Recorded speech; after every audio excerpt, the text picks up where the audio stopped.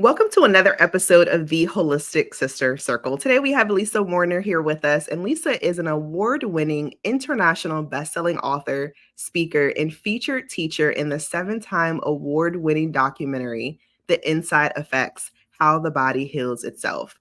Her book, The Simplicity of Self-Healing, now in its 10th anniversary edition, is the book she wrote after healing her body naturally from cancer. Without doctors, pills, protocols, or special diets of any kind, her book has helped readers around the world to see both dis-ease and healing from a different perspective and to recognize the incredible self-healing abilities our bodies have that are built right into their divine design. Lisa is passionate about showing us who we truly are, angels in human form, who are a perfect combination of body, mind, and soul, divinely designed for dis-ease free living. Her core message is that we all have the power to heal ourselves and that healing the body is literally an inside job. Lisa, welcome. Thank you so much. It's so nice to be here. It's an honor. Absolutely. Oh my gosh, that was amazing. And I'm so grateful for your experiences and just having you here on the show today. And I know that the audience can learn so much from you, not just from your books, but also what you've done to truly heal yourself. So, without further ado, for us to start off, I would love for you to just share anything, pockets of information that I may have left out that isn't online yet. Maybe you haven't talked about it in your community just yet. We would love to know. Geez, I don't know what that would be. I'm pretty transparent with most stuff. I don't know. I feel that I'm here on the planet for a purpose at this time to share this information and to help people remember. Um, I had a very kind of unique, I guess, experience when I was 2 years old, and I was connected to source, and when I would go to bed at night, I would just be in this space of, unconditional love and light. It wasn't, I knew that that space was God. It wasn't a guy in the sky taking notes or anything. It was just this space of light and love and life. And, from that space, I could look at the earth and like I could see that things were not going very well on the planet with wars and all kinds of things. And I could see the amnesia. I could see humanity like just completely forgotten about their soul, about their divinity. And Mm. as a little girl, that was pretty scary. Um, so once I decided that I needed to kind of just let that go as a little girl because nobody was really going to believe me. Um, so it wasn't until I found myself facing cancer that I realized, wait a second, I need to go back to that space and I need to reconnect to that space and I need to remember who I am. I need to clear my own amnesia so that I can be masterful again. So that's been Mm. my journey is clearing the amnesia and restoring my powers as just grand being of light that we all are. I love that. And this is so beautiful just to know that you were only 2 years old and you could feel the presence of God. Can you just share a little bit more, like from that experience to now, how has your relationship with Him evolved? What does that look like? And if, we do have quite a few people that listen in on the show. And I was just talking to someone yesterday. She actually suffered from domestic violence in her marriage. And one of the things that she was sharing with me was she said, Vier, sometimes I don't even know if I'm making the right decision. And I said, a lot of that is where is your faith? And are you finding discernment in your faith and allowing that to be enough? to take you to the next step. And I would just love for you to just share with us, just being so young and being able to be filled with the light and love. How has that transpired to or carried you forward to where you are today? Well, at 2 years old, I knew that that space is forever and eternal. Like, that is the space of being. I knew that that was what was actually real. And then my parents took me to church and, the church told me all about this God, who's this guy in the sky, kind of taking notes and, so to speak. And, that there would be judgment or, it was like, that's not the guy. Like, that's not God. Like, I don't know who you're talking about, but that's not who I know. And I rejected the whole premise of God as religion teaches it. So I because I couldn't bear remembering that space and trying to function in a world full of people who were asleep.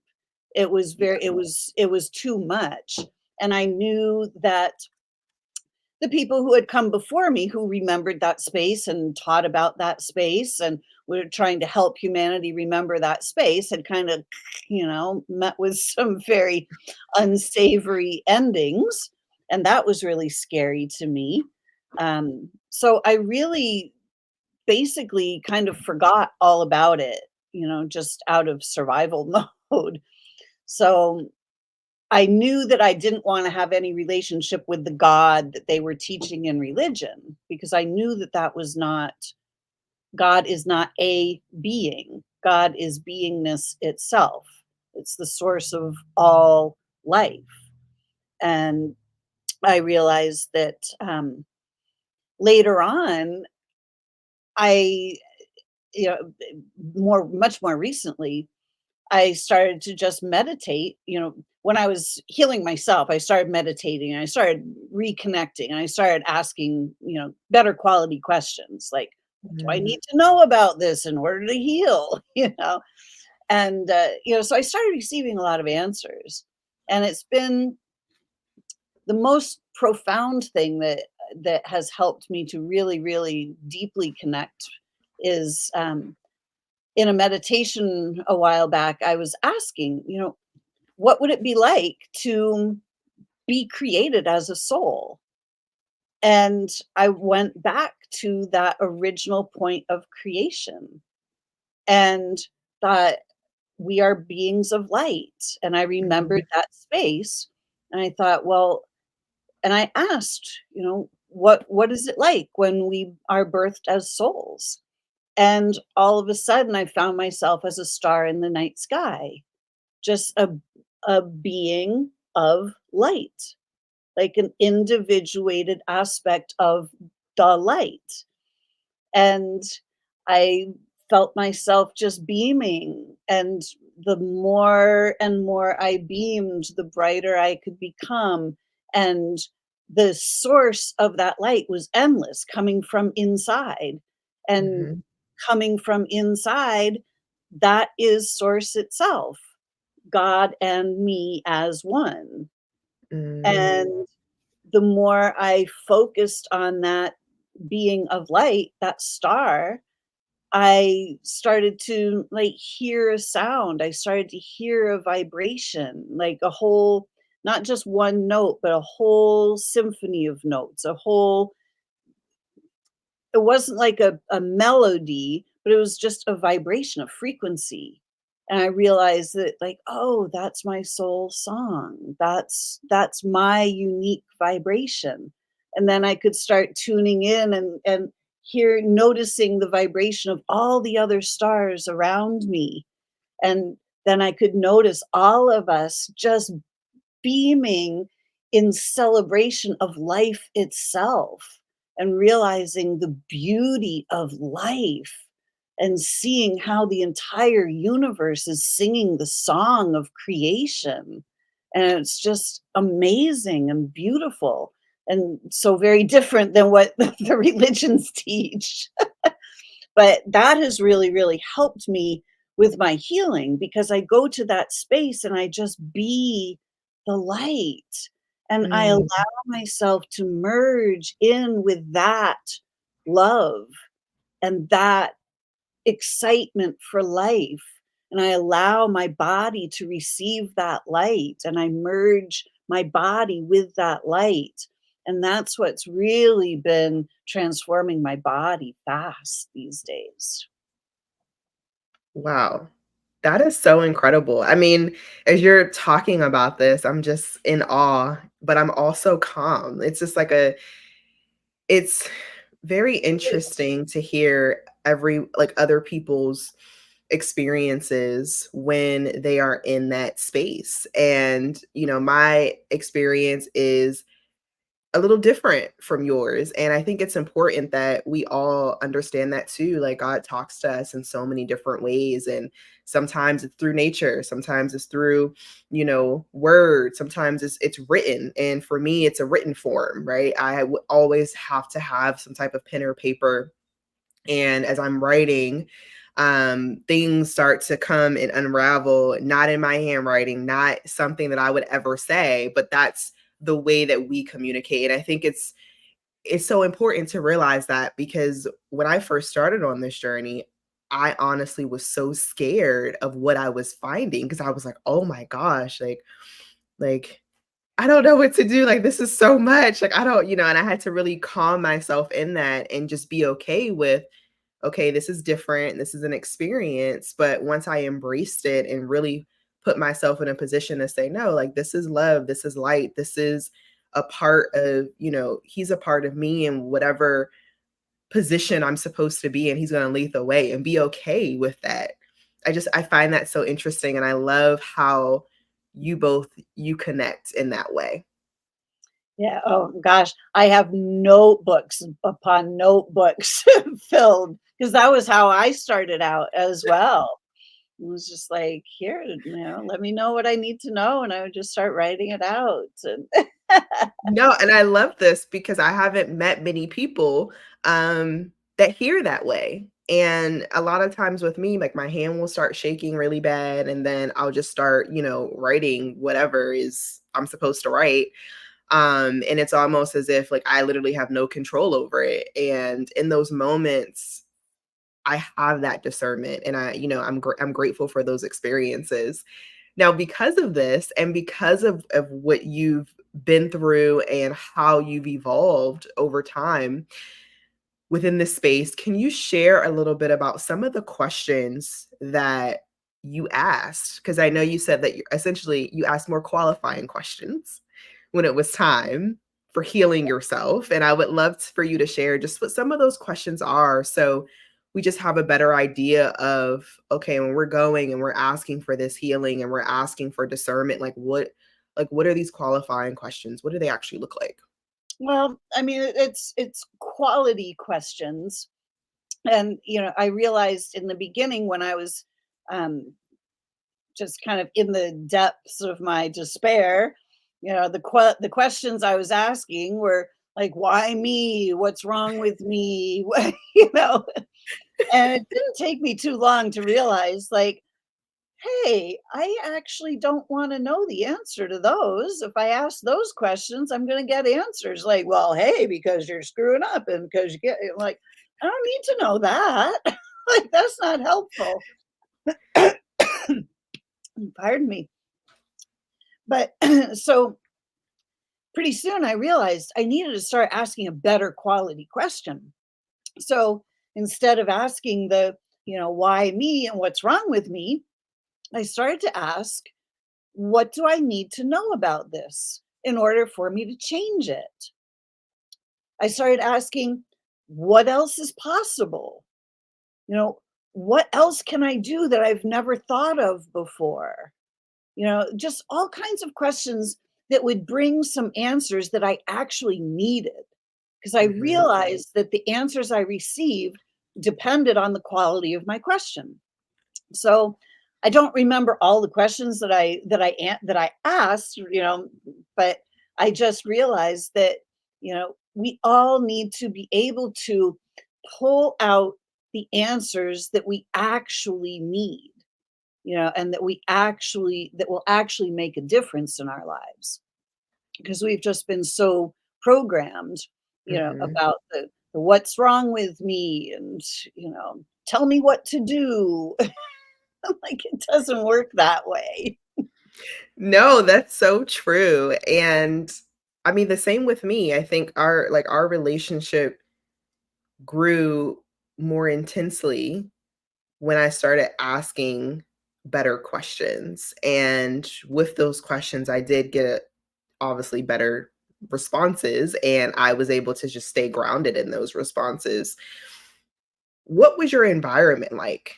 So when you were meditating, asking these questions, where were you? Were you outside, in your home? Like, what was your Mostly, environment like? yeah, mostly I was just home. I Mhm, had I had really become quite a hermit by that point. I didn't see the world the same way as the majority of people around me. And I didn't really have, like, I never liked going out to bars, and I didn't like, socializing at parties, and I never liked surface talk. I never liked talking about other people, and it just seemed like, that was kind of what everybody did, the people that was in contact with at that point.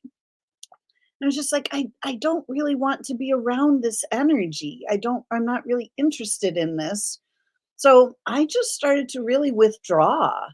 And mm, because I was struggling with my own life, it was like, I didn't want to be seen. I was having anxiety attacks.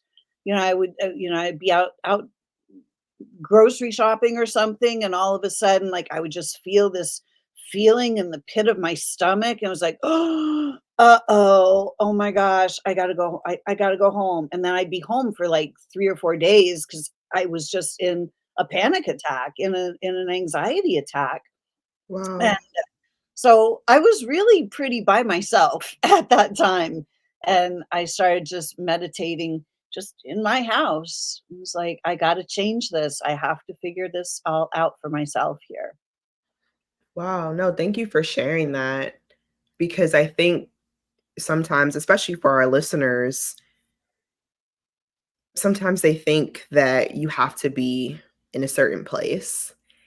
And I don't think so. I think you just need to be in a place that feels comfortable for you. And whether that is outside sitting in the grass, listening to the birds chirp, you know, or if that's inside of your home, maybe in a corner somewhere where you have candles or whatever feels natural and feels soothing for you is the right way to go about it. And I love that you shared that because you went home, which was the comfort. It was your way of knowing that okay, I feel good here. I feel good in this place and I'm okay with opening up here and sharing here because I'm comfortable here. Now, for those who are listening who obviously we could talk about so many different types of dis-ease and we're going to talk a little bit more about your journey with that in a second, but for those who are listening and just want some practical steps of just how to have a stronger connection with God in a way where they're asking questions and they're in a place or in an environment where they're comfortable communicating with him, um, can you just share what are some practical steps you would share with someone who may recently have had a diagnosis or maybe their body is just very uncomfortable and they don't feel like themselves and they've had the call of everything is fine and they know deep in their soul that it's not. What are some practical steps that you would give them? Well, one of the things is that, we always are actually fine. As souls, like, we can't be not okay. Like, we are grand beings of light. We are not these bodies. We are souls who are non-physical. We are the living life force essence that is animating the body. So we are not the body. Even if the body stops working, we just keep going. So, you know, to realize that we are eternal beings is, maybe it's a jump for some people, but this is also a truth. This is really who and what we are. You know, if you read any um, near death experience, you know, anybody that's had a near death experience, Anita Morjani, you know, any of these people, um, you know, they all tell you the same thing. You know, there was this space and there was just so much love and so many, I didn't want to come back, but I needed to come back. But there was this space, and you know, there is that life that is who we are. And I think um, the biggest thing is to allow yourself to imagine. Just allow yourself to play. Like, what if? What if there is a divine mother, father, God, creator, source, whatever word you want to put on it? What if there is a divine beingness that is so full of light and love that there is no judgment whatsoever? And that even though I am having a rough time on in the physical body at the moment, at the soul level, I am totally good. Like, what if? And what if I can connect to that part of myself? We Mm, all have heard we're body, mind, and soul, but we get stuck in the mind part, you know, and we end up thinking and trying to figure things out. But the soul, that's the higher part, the higher self, the higher part of ourself that is directly connected to the divine mind. And we are that soul. And that soul has all of our answers. So, what if we could just allow that imagination to open up and just pretend that you were a being of light, that you were a soul, divine and perfectly loved? Just imagine, mm, mm. I love that. right? I'm With our minds, we get so boxed in. These are the rules. This is what you have to do. This is is expected of you. These are the times you have to be there. And we don't imagine. We have lost our ability to truly just imagine with the infinite mind. We live in a universe of infinite possibilities, mhm, but we've been boxed into here's the possibilities. It's like that's not how it is. So mm, to be yeah, able to allow our minds to open up and just play, just imagine, that's really the first step to I love really that. truly connecting. Imagine and press play. Mhm. I love that. Oh my gosh, we've talked about so much, and I could literally talk to you for another 30 minutes. I'm like, I can't believe we're already here. Oh my god. But I would love for you to just share briefly when you were going through your dis-ease. And again, this can be for anyone. You don't necessarily need to be going through a health challenge right now.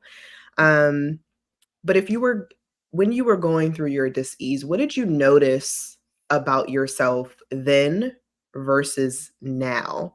Because now you're healed, now you've overcome so many things. You're sharing your story, you're award-winning author and speaker and all these different things. And obviously we needed to you needed to go through those things to get to where you are today.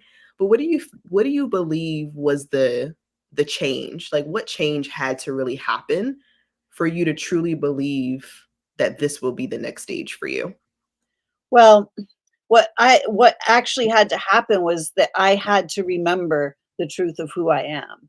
I had to start tapping into my soul level wisdom because my human without the soul level wisdom had about this much self-esteem.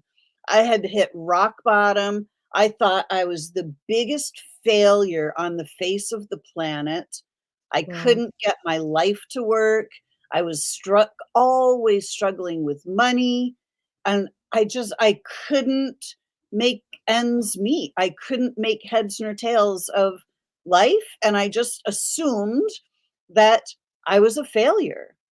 And because that had been projected onto me from the external world, from people who didn't understand me at all, at comparing me to what they thought I should be, and just putting themselves above me.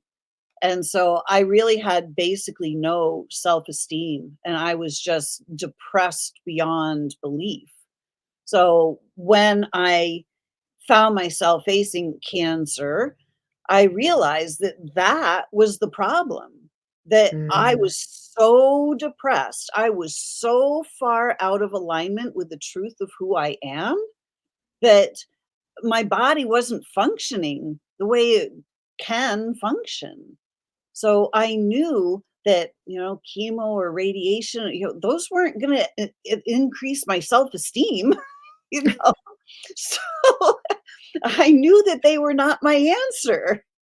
I knew that if anything, they were going to decrease my self-esteem with all of the side effects and things, and like the shame like that I was going to feel about all of that. I was already feeling ashamed of myself. And so I knew that I had to go in a completely different direction. So I knew that reconnecting to that space that I knew when I was 2, so that I could mhm. actually start to remember who I am, that was actually my ticket to freedom. And turns out that was true. Oh my gosh, I love that. I love your story. Lisa, you are such an incredible soul person. I'm just grateful. I'm like, I can share you with everyone. And this has been such an amazing experience. And for those who are listening who would love to just connect with you further, can you just share a little bit more detail about what that process would look like and just some different resources that you have available that they could tap into? Oh, sure. Well, I have my book is called The Simplicity of Self-Healing.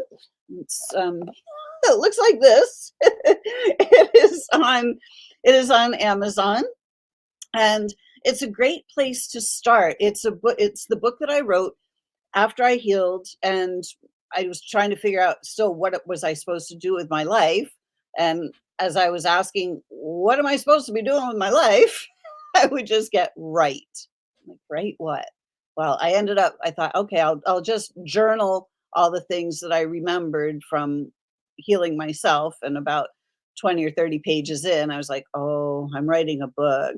Like I never even wanted to be an author. So it's like, oh, great. Okay. So I Wow. kind of just went with that. So anyway, the book came out over 10 years ago and I've just rewritten it, re-edited it, taken some older things out and put some newer, fresher things in. So that's a really great place to start if you're looking for to change the way you're looking at healing and your body. So that is there. My website is connectingyoutoyou.com. I have a lot of resources on there. I have a knowledge share area that has 3 courses in there right now, and a guided meditation, monthly guided meditation, where I do guided journeys into the core of who we are, so we can start to remember. And just simply by listening to those guided journeys on a regular basis, you start to shift your consciousness into like, oh, right, this other whole other realm exists. So that's a great resource. I have a YouTube channel, which is I have every week I do what I call lunch with Lisa, And it's about a 20 or 30-minute talk that I give on whatever subjects there are. And a lot of people find me through YouTube. So there's a lot of great information on that channel as well. So there's lots and lots of free resources and very low cost resources. Amazing. Well, thank you so much for your time, Lisa. We greatly appreciate having you on the show today. Oh, B, thank you so much. It's been such an honor. I've loved this conversation. You asked the greatest questions. Thank you. Aw, thank you.